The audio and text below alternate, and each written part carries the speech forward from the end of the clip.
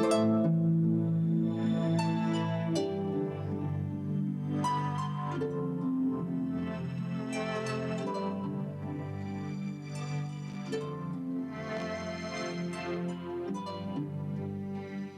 Mike Costello, and I'm here with Dr. Iris Freelander, and today we'd like to talk to you about millennial changes. It seems that today everyone is concerned and interested in the millennium coming and the changes that are about to take place, and everyone has opinions. In New Thought metaphysical philosophy, we say so often that we live in our minds and not in the world. The way that our minds operate determine the quality of our life. And certainly when we look at world changes or the potential of cataclysmic changes coming into our life and into our experience, we need to be aware of how it is that our mind is operating and how we're responding to the potential of that which is about to happen. And I guess the fact is that there's so much interest in the millennium, but in fact, we're in the midst of change all the time, aren't we? Yes, indeed we are. And of course we would have a change whether or not it's going to be the millennium. And a lot of people seem to think that this is going to have some magic impact on our lives. Well, many people think the Gregorian calendar is a little bit off, and others think that other calendars take precedence over it. So I think we just go from day to day, don't we? Just living the life the best we can and not observing that there's going to be some drastic changes. Yeah, that's true. And I think all of us have followed the Y2K issues with computers, and I think people are feeling, in some circles, somewhat more comfortable than they did in the past in terms of what might or might not happen.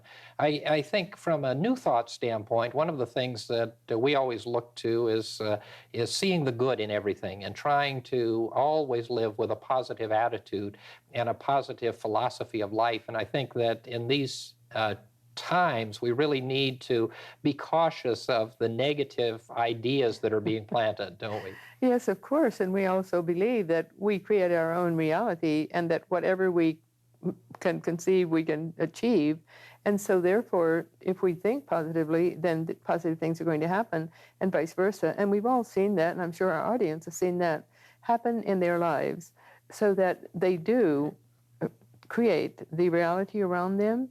And it's a wonderful thing to know that we can and do. Mm-hmm.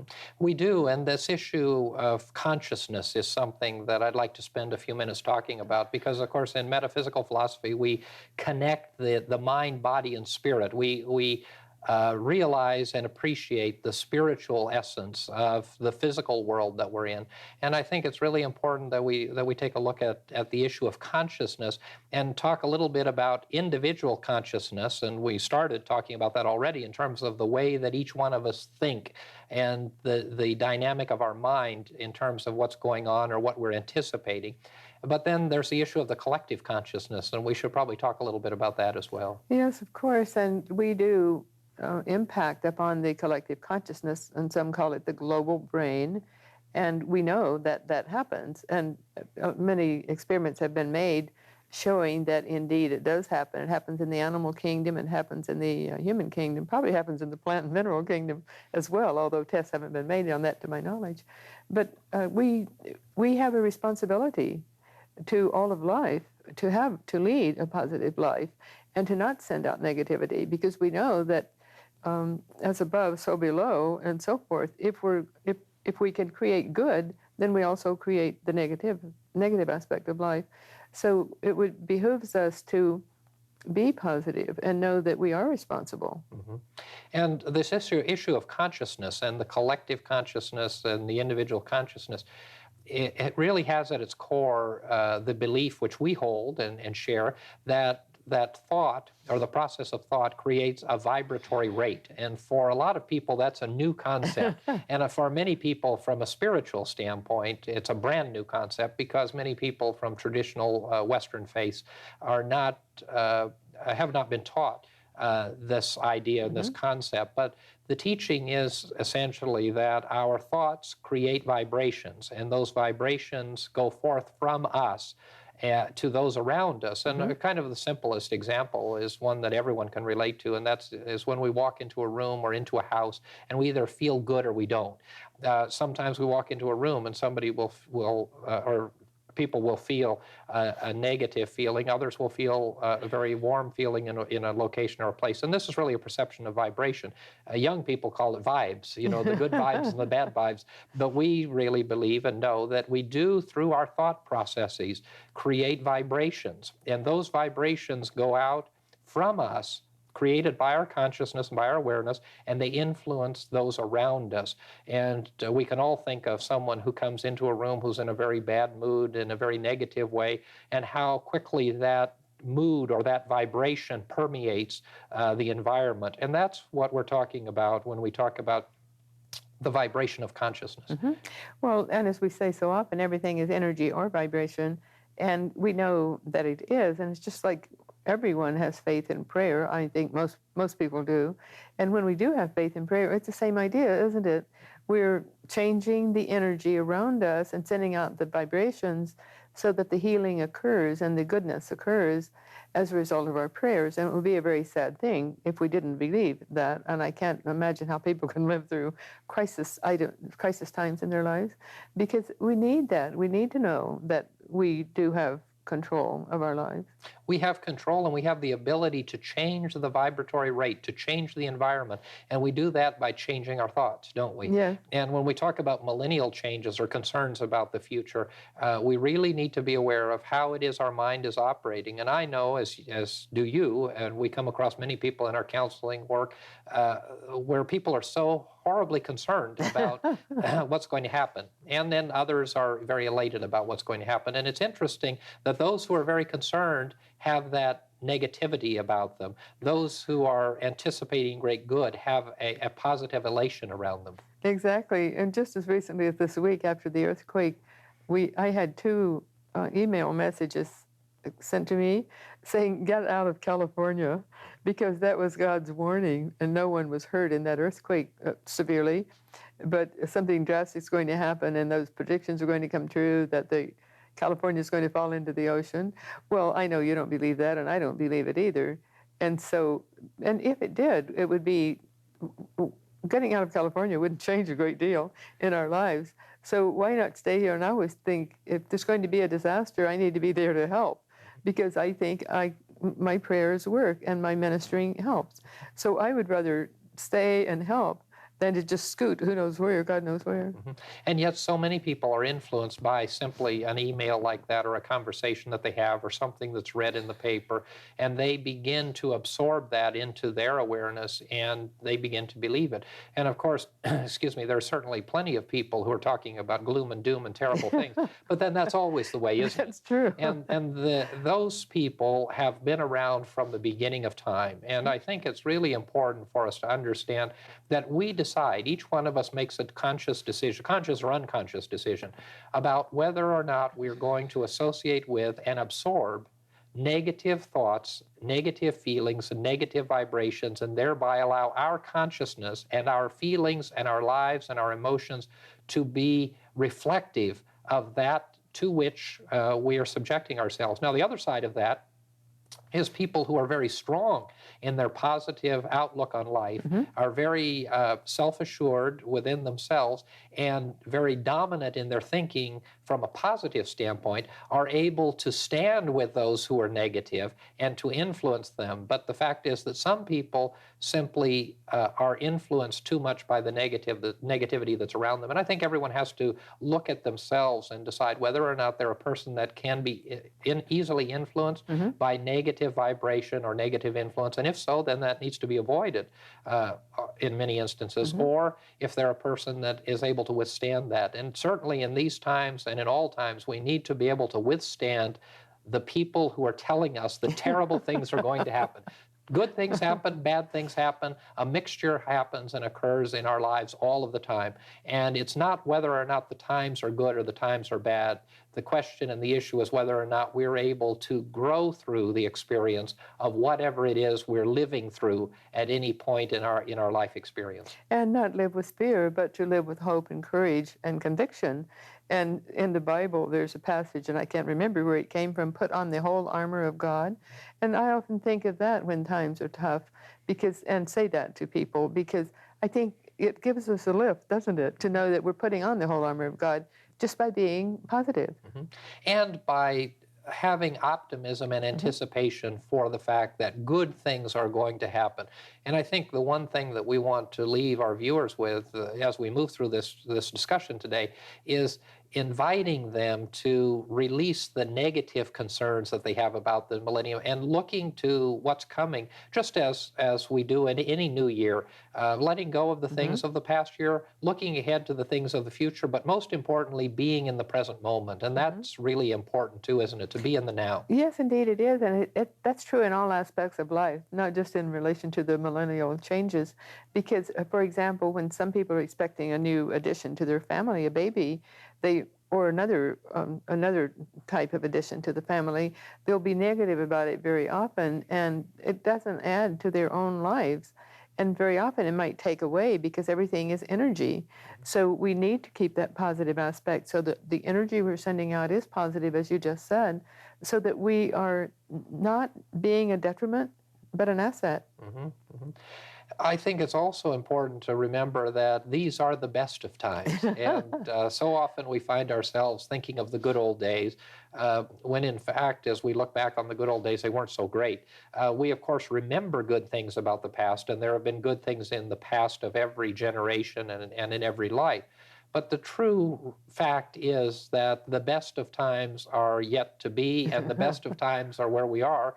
And the good old days of tomorrow are the present days that we live right now. So I think it's really important for us to look forward in a positive and affirmative way, and not look back necessarily with such a nostalgic and melancholy feeling for something that's gone forever. In fact, I think New Year's is always, and of course we're some time from the new year, but New Year's is always a time when we have a mixed emotional bag, kind of regrets and sadness for what's behind, and sometimes fear of what's coming ahead, and a little celebration right at the present moment. And I think if we could keep that celebratory and positive attitude, not only at that moment of celebration, but anytime we move into a changing circumstance or situation, we can certainly benefit from that mentality.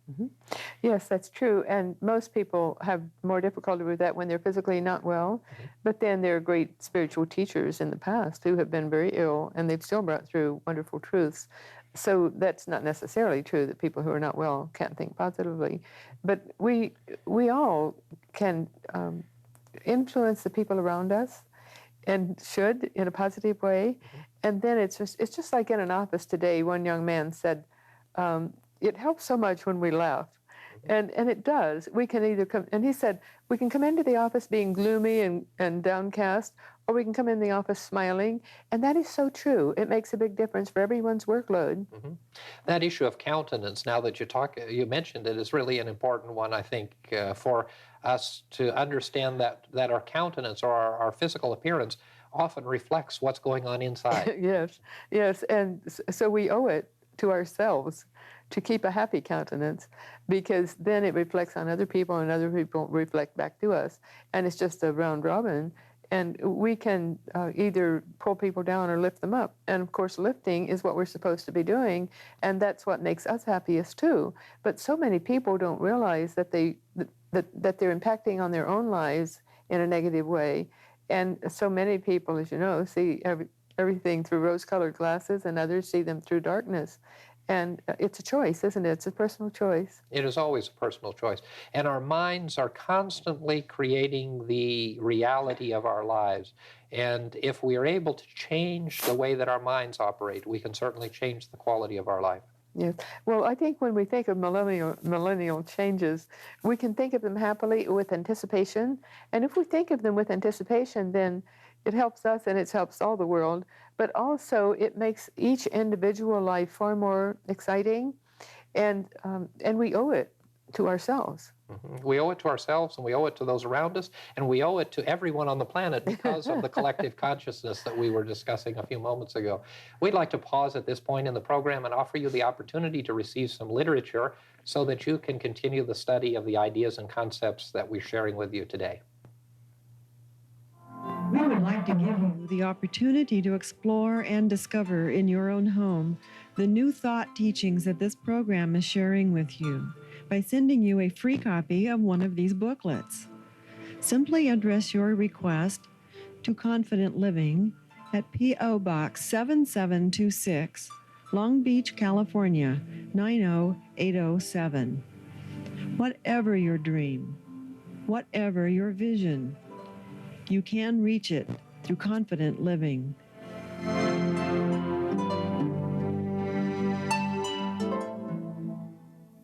Before the break, we were talking about anticipation of millennial changes, and just that issue of anticipation. I know last week at the fellowship, well, that was the topic that we discussed. But anticipation is so important to our lives, and if we think about the times in our lives when we've had anticipation of anything, but especially great and wonderful things, good feelings well up within us. And if we anticipate something that is enjoyable and fulfilling and positive, then it just warms us from the soles of our feet all the way through, doesn't it? Yes, it does. And those around us, I can remember my son, my oldest son, when he was quite young, we'd go visit people and he'd say, "Won't they be glad to see us?" And it was so darling because he was so assured that they would be glad to see us. It never occurred to him that it wouldn't, because he was always so glad to see whoever came to visit us. And isn't that a good thing, that children can be so open and exuberant, and parents sometimes become jaded? Absolutely. And this anticipation of great good. Mm-hmm. And that is one of the things that we talked about last week, anticipating good in the midst of every circumstance and situation. And I think anticipating good in the new millennium, in the new year, in the new century is certainly something that we can cultivate and build upon in our minds. Yes, and we can start the first thing in the morning of just being uplifted and deliberately, everything is deliberate, isn't it? If we deliberately decide we're going to be happy and strong, then we are. If we decide that we can't bear all this problems, then we don't. But it's a matter of choice, and we need to remind ourselves very often. And when we do, it makes a big difference in our lives. And again, as we said earlier, it reflects out onto everyone whom we meet, and also it reflects on everyone because of the energy we're sending out. Mm-hmm. The old cliche that if you believe you can and if you believe you can't, you're absolutely right. Yes. Whatever it is we believe, and our ideas do set the stage. And so often our ideas and our thoughts create self-fulfilling, or we have self-fulfilling prophecies about the future, and we simply make it, or we manifest it in our lives. And that is a whole separate topic that we could do a whole program on. But we do create in our lives the environment that we have, not only for ourselves, as you said a few minutes ago, but for those around us. And so many are influenced by our way of thinking, by our emotions and our feelings.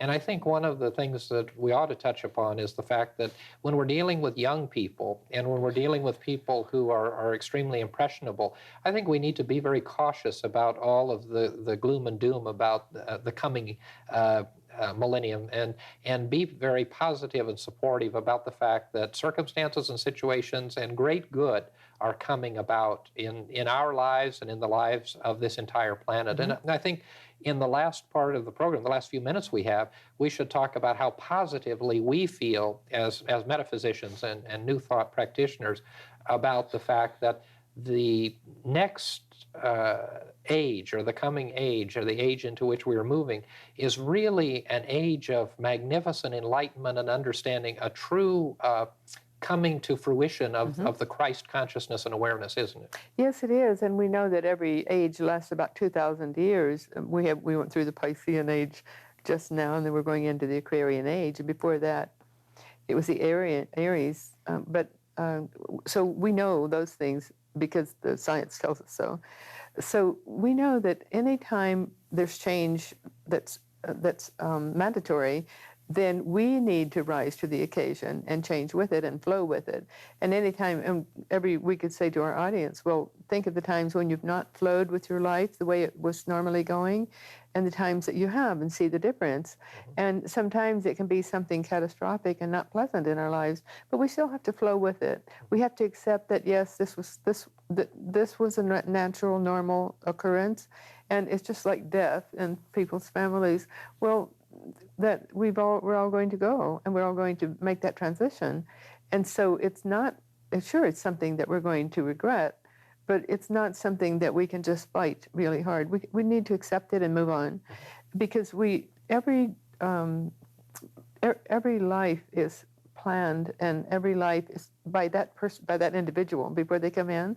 And so it's all, everything is natural and normal. So we know that as we go into the new millennium, that everything is going to be just like that, natural and normal, the way it's meant to be. And it's up to us to accept or reject. It's up to us to flow with it. It's up to us to lift others into new heights. And if we do, we're so happy and so fulfilled. And when we don't, then we feel frustrated. Mm-hmm. And isn't it interesting that these last 2 decades, principally, but certainly this last decade of this century, have brought the world together in such a magnificent way. And that's created so many problems, but they've been good problems. And those problems have been have been the beginning of this new millennium. And before something new comes about, there has to be a birthing process. And that birthing process has taken place on planet Earth, and it has caused a lot of conflict and a lot of concerns. But the other side of that is so many wonderful things have happened. And with the magnificence of technology and information systems today, this world has become certainly global and has become one community more and more and more. And I think one of the great legacies of the 20th century, and one of the magnificent gifts that we're going to experience in the 21st century, is that we're going to become more of a world community. And that's already taken place, and it's taken place in a beautiful way. We have much more integration of Eastern and Western philosophy, Eastern and Western culture. We have much more understanding and tolerance of racial differences, of national differences. And certainly there's a long way to go, but we have come so far in the last decade, especially, and certainly since World War II, a tremendous way. And so now we're really poised at the edge of something magnificent, where we are going to know each other more fully as people and as cultures and as spiritual beings, and as nations come together. And we're going to become more one than we ever have been. And no matter what anyone says, or no matter what anyone feels about that, it's going to happen, because it's already begun and nothing can stop it. And it is this time in which we live that this has come to be, and it's an exciting time in which to live. And from our standpoint, when we take so much of the mind-body-spirit connection, it's an exciting time for us from a spiritual standpoint to take the Eastern philosophies and issues of spirituality and traditions and integrate them with the West. And wonderful and magnificent things are happening. And it's an exciting time from a spiritual standpoint and a psychological standpoint, isn't it, Iris? Yes, it is. And for example, I've had prayer partners for the last 10 to 15 years. I've had 8 prayer partners, and one is in this another is in this country, and all the others are in various foreign countries. And it's been a wonderful linking of energy with those people in all those various countries. Well, now that's been going on that long, but now more recently we have access to people all over the world by way of our computers. And that is an example to me of what you were just saying, that times have changed and we're becoming more close, because before we didn't have that opportunity. And to send mail, snail mail they call it, was a totally different thing than to be able to send a message immediately and you get it immediately and you get the message right back. And I think people have to be careful that they can spend all their time on their computer, but we have to be selective. But the point is, it's available to us, and we're able to do that, and people are taking advantage of that all over the world. And it's as if God speaks almost, isn't it? It is. And this merging is so exciting. You and I have talked in the past, and I think we've mentioned on this program, I'm really intrigued by the concept of Zen Christians. Yes. You know, because who would have ever imagined, or who would have ever thought in their wildest dreams? And yet we have groups coming together, Zen Buddhists with Christians who are coming together to meditate, and we have all kinds of phenomenon that is demonstrating and is manifested in healing techniques, in the world of psychology and sociology. It's exciting. Very exciting, tremendously so. It's very exciting, and we have access to all those religious groups. I know I've meditated for a whole hour, which is really too long for me personally, with a group, an Indian, East Indian group, and then I do past life therapy, and I had several clients from the Zen and they from Buddhists, and they said we're Buddhists, but we're not Zen Buddhists, and there's a big difference. So we're learning, as you just said, we're learning about all these new and different religions and different groups, and there's a melding and a coming together of all that, which is so wonderful. And I think that's what Jesus was trying to do, to bring all the religions together.